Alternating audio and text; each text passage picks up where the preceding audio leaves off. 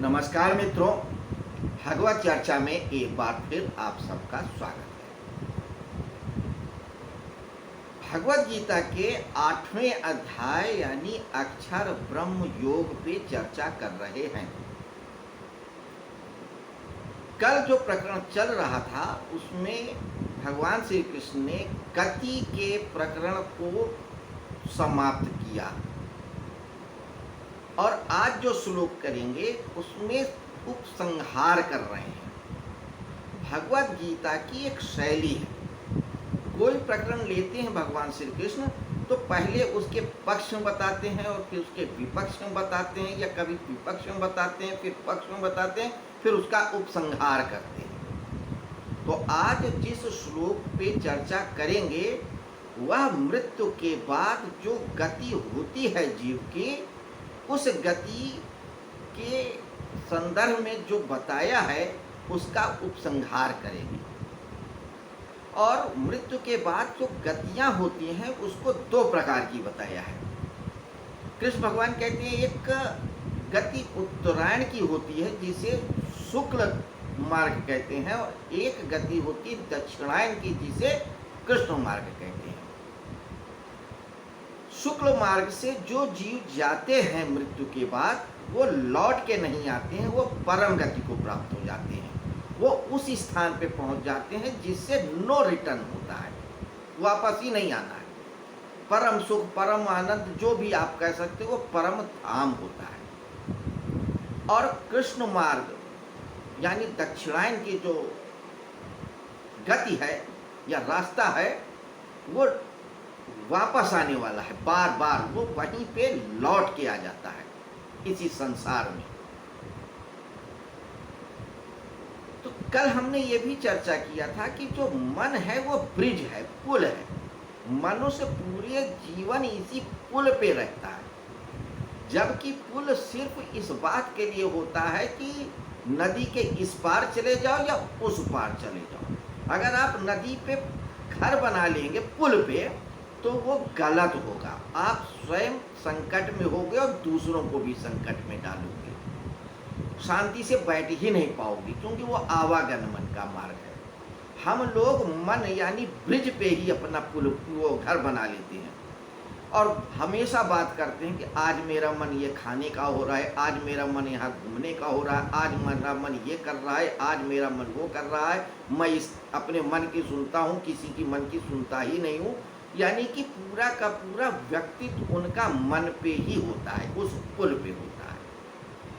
नतीजा समस्याएं जीवन पे तो होती है और जीवन के पार भी हो जाती हैं, क्योंकि जो आदत है, habit is the second nature, और मन प्रकृति का ही हिस्सा है।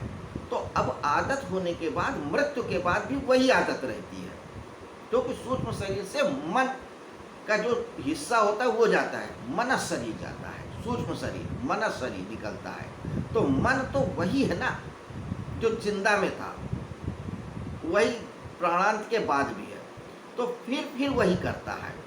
अब फिर वही आदतें, विचार, भाव, सुख दुख का अनुभव करने के लिए फिर से आ जाता है। वो कृष्ण मार्ग है, अंधेरे का मार्ग है।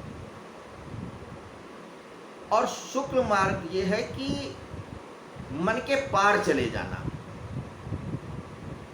और जब मन के पार चले जाते हो तो फिर कोई गति नहीं होती है, क्योंकि मन के पार अगति है या परम गति है। आप अपने केंद्र पे हो और केंद्र पे कोई गति नहीं होती। अगर गति भी होती है तो ना के बराबर होती, नॉन मूवमेंट होता है। चर्चा कर चुके हैं। अब इस सूत्र में बड़ी अद्भुत बात कर रहे हैं। क्या अद्भुत बात कर रहे हैं इस पे भी चर्चा करेंगे, लेकिन उसके पहले एक बात और जान लीजिए कि जो उत्तरायण का मार्ग है उसे पिछले श्लोक में शुक्ल मार्ग कहा है, यानी शुक्ल चमकता हुआ, रोशन, दिन का मार्ग, प्रकाश का मार्ग, और चंद्र मार्ग रात्रि का मार्ग, अंधकार का मार्ग। तो आप जब दक्षिणायन में जाते हो तो रात्रि का मार्ग होता है, अंधेरे का मार्ग होता है। हो सकता है कि आप अपने अच्छे कर्मों से, अच्छे विचारों से आप स्वर्ग पा जाओ, ब्रह्मलोक पा जाओ, शिवलोक पा जाओ, कोई भी लोक पा जाओ, जना लोक, तपा लोक, कोई भी लोक पा जाओ, लेकिन वो सब मन का ही रचाव बसाव और खिलाव है। तो जो स्वर्ग और नरक है, अगर जो अध्यात्म में गहरे प्रयोग करते हैं, वो कहते हैं वो भी एक कल्पना है, वो भी के इल्यूजन है, उसकी भी एक समाप्ति होनी ही है, आज नहीं तो कल। थोड़ा लंबा हो सकता है लेकिन होगा। वो भी हमारे एक मन का एक बृहद फैलाव है, अचेतन मन का, अतिचेतन मन का। तो वो भी समाप्त होना है, अंधकार का रास्ता है, क्योंकि वहां से ही लौट के ही आओगे। अज्ञान का मार्ग है, और ज्ञान का मार्ग तो वो है जहां से लौट के ही ना हो, जो है वहीं रहो, या जो है वही पता हो, तो शुक्ल पक्ष है। तो जो लोग मोक्ष या परम गति की चाहना करते हैं, वो शुक्ल मार्ग पे जाते हैं, ज्ञान के मार्ग पे जाते हैं। और जो सुख की आकांक्षा करते हैं, बड़े से बड़े सुख की, बहुत दिनों तक के सुख की, स्वर्ग की, अप्सराओं की, और बहुत सारे सुख साधनों की, जो कि जीवन में नहीं पा पाते हैं, वो सोचते हैं अच्छे कर्म करेंगे तो स्वर्ग में मिलेंगे, हूर मिलेंगी, अप्सराएं मिलेंगी, नृत्य मिलेगा, धन मिलेगा, दौलत मिलेगा, जो इच्छा चाहेंगे वो करेंगे। वो सब भी खत्म होने वाला है, लेकिन शुक्ल मार्ग में ऐसा नहीं है। अब इस श्लोक में क्या कह रहे हैं, थोड़ा सा और हटके कहते हैं। क्या कहते हैं, नैते श्रुति पार्थ जानन्य योगी मुह्यति कश्चन तस्मात् सर्वेषु कालेषु योग युक्तो भवार्जुन। हे प्रथानंदन, इन दोनों मार्गों को जानने वाला कोई भी योगी मोहित नहीं होता। अतः हे अर्जुन, सब समय में योग युक्त समता में स्थित हो जा। कहते हैं कि जो दोनों मार्गों को जानता हो, जो कृष्ण को जानता है, वो तो उसी को अच्छा करेगा ना, उसी को बेहतर कहेगा। वो तो कहेगा कि पृथ्वी में बहुत दुख है, इस मृत्यु लोक में बहुत दुख है, स्वर्ग में सुखी सुख है, आनंद ही आनंद है, क्योंकि उसने शुक्ल पक्ष का अनुभव ही नहीं किया है। तो जो एक मार्ग को जानता है उसकी बात नहीं कर रहे, जो दोनों को जानता है, जो उत्तरायण में भी गया है और दक्षिणायन में भी गया है, उस स्थिति को भी जाना है जहां से वापस नहीं आना है। वहां से वापस आने का अर्थ ये नहीं कि वो लौटेगा ही, मतलब वो उसके कमांड में होगा, चाहेगा तो आए और चाहे तो ना आए, पलट के। तो जो कृष्ण जैसी चेतना होती है, राम जैसी चेतना होती है, अवतार लेती है, वो परम गति को प्राप्त है। इच्छा है, आवे और इच्छा हो ना हो, वही है गति। गति है लेकिन आपके कंट्रोल में है, वही परम गति है। तो परम गति का अर्थ ये नहीं कि वहां पे कोई गति नहीं है। गति का मतलब सिर्फ इतना है कि जो भी गति है या नहीं है, जो भी है, वो आपके कंट्रोल में है, सामर्थ्य में है, इच्छा पे है। तो जिन्होंने उत्तरायण का अनुभव किया है और जिन्होंने दक्षिणायन का भी अनुभव किया है, वो दोनों से मोहित नहीं होते। तो जो दोनों मार्गों कहता है कि ठीक है, स्वर्ग खत्म होगा, कितना भी लंबा हो, ब्रह्मलोक का काल खत्म होगा, कितना भी लंबा होगा, और परम गति काल नहीं खत्म होगा, मान लिया। लेकिन परम गति की भी चाहना तो चाहना ही है ना, इच्छा ही है। मोक्ष की इच्छा भी तो इच्छा ही है ना। तो चाहे लौटने वाली इच्छा हो और चाहे ना लौटने की इच्छा हो, इच्छा तो इच्छा। क्या फर्क पड़ता है, आप ये चाह रहे हैं चाहे वो चाह रहे हैं। आप बार बार संसार में आते हैं, उसकी इच्छा रखते हैं, एक कहता है कि नहीं आना, वो भी इच्छा है। कहते जो दोनों मार्गों को जानता है वह मोहित नहीं होता, फिर उसके लिए कोई फर्क नहीं पड़ता है। दक्षिण मार्ग में हो तो, उत्तर मार्ग में तो हो, मृत्यु लोक में हो तो, स्वर्ग लोक में हो तो, गति हो तो, ना गति हो तो, अगति हो तो, ऊर्ध्व गति हो तो, पतः गति हो तो, कोई भी गति हो, कोई भी स्थान, कोई फर्क नहीं पड़ता, मोहित ही नहीं होता। उसको कोई फर्क ही नहीं पड़ता, कोई जुड़ाव ही नहीं महसूस होता। क्या फर्क पड़ता है? बड़ी मीठी मीठी कथाएं हैं हमारे यहाँ पे, वो इस बात को बताती है।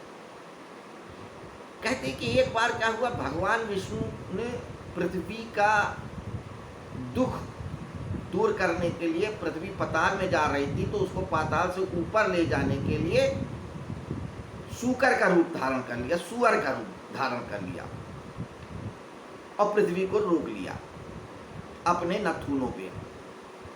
और फिर हजारों साल तक सूकर बने रहे। युग बीत गए, बहुत सारे युग बीत गए। देवता लोग चिंतित हो गए कि विष्णु भगवान जिनको पालन करना है, सृष्टि करना है, वो सूकर बने विष्ठा में पड़े हैं, गंदगी में, जगाओ उनको। तो जो विष्णु तत्व जो बने हैं उनको क्या फर्क पड़ता है?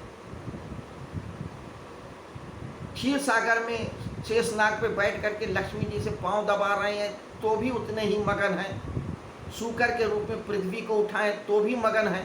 वो भी उनका स्वरूप है और ये भी उनका स्वरूप है।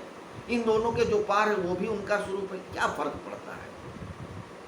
उन्हें क्या फर्क पड़ता है कि हम दक्षिणायन की गति में है या उत्तरायण की गति में है, गति में है या अगति में है, परम गति में है, किस गति में है, कोई फर्क नहीं पड़ता। तो जो दोनों मार्गों को जानता है वो मोहित नहीं होता।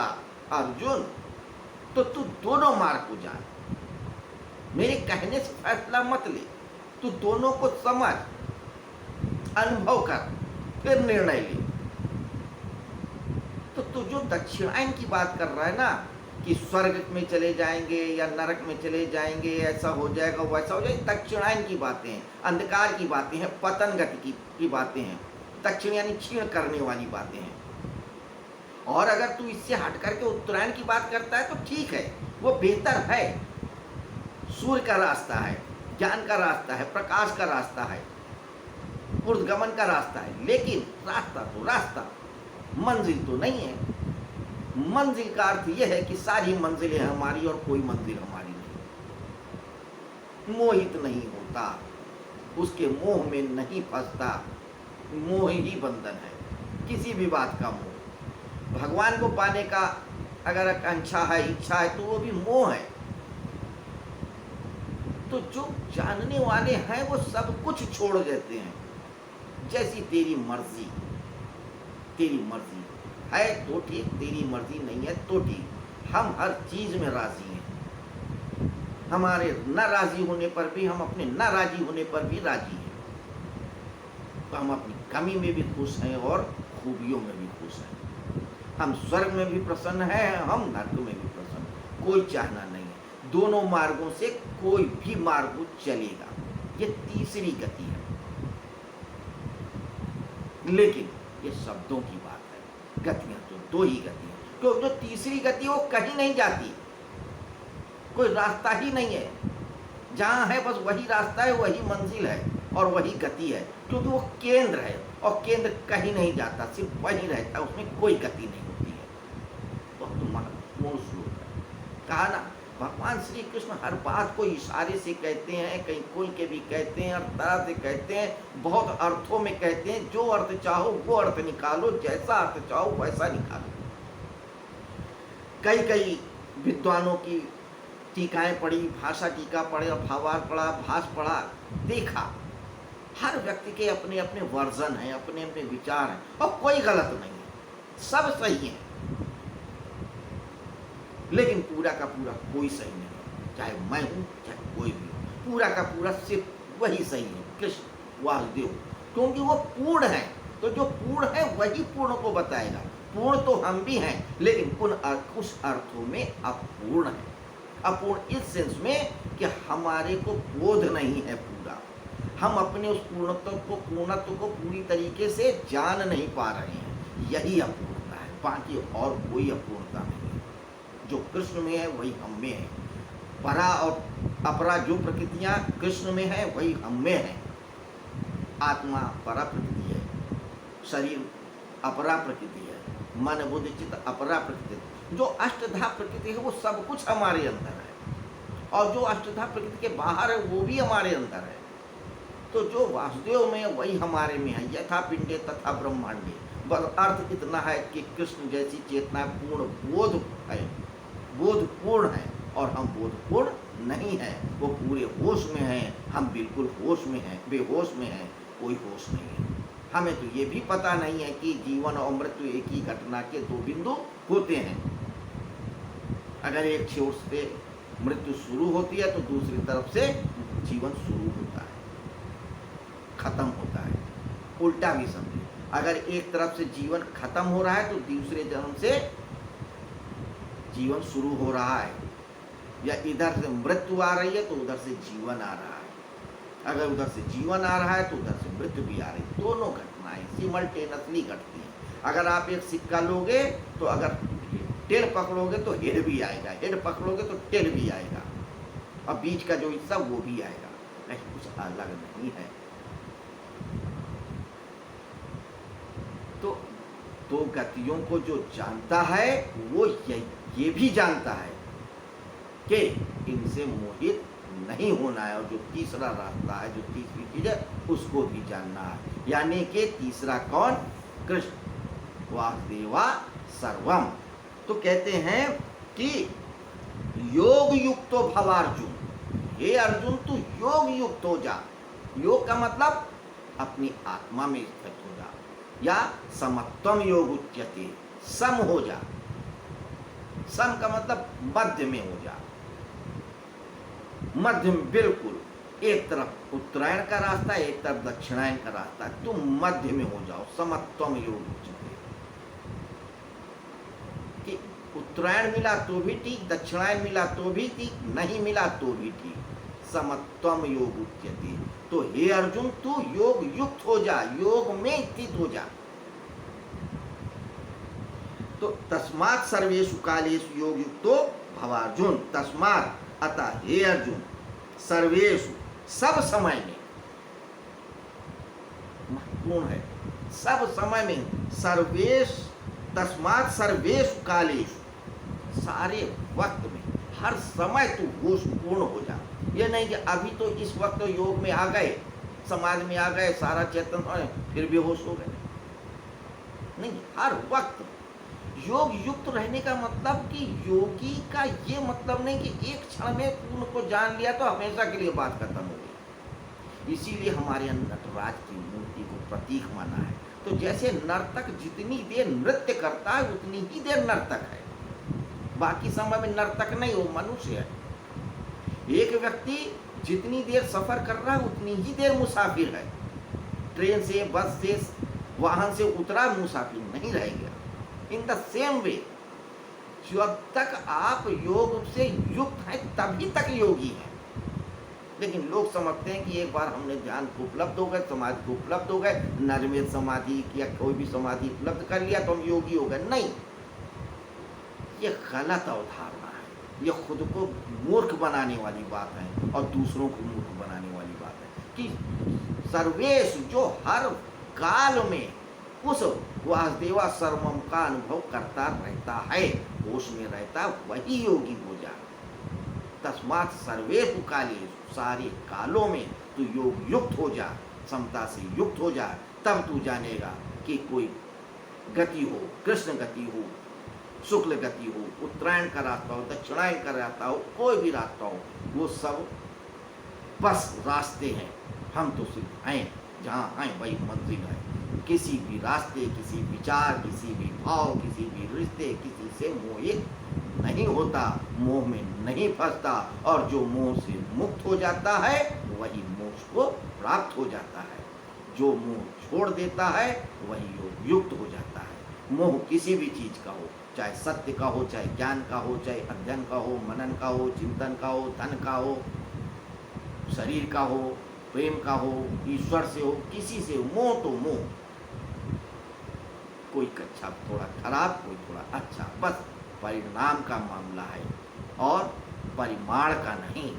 तो गुणात्मक परिवर्तन अंतर तभी आएगा जब आप पूर्ण होशपूर्ण हो जाओगे और जान जाओगे कि सभी रास्ते वैसे ही हैं, इच्छाओं से परे, और परम सत्य इच्छाओं के पार है, जो कृष्ण स्वरूपा है, वासुदेव स्वरूपा है। तो मित्रों, ये थी आज 27वें श्लोक पे छोटी सी चर्चा। कल हम इस अक्षर योग यानी 8वें अध्याय के आखिरी श्लोक पे चर्चा करेंगे। तब तक के लिए आपसे आज्ञा चाहेंगे।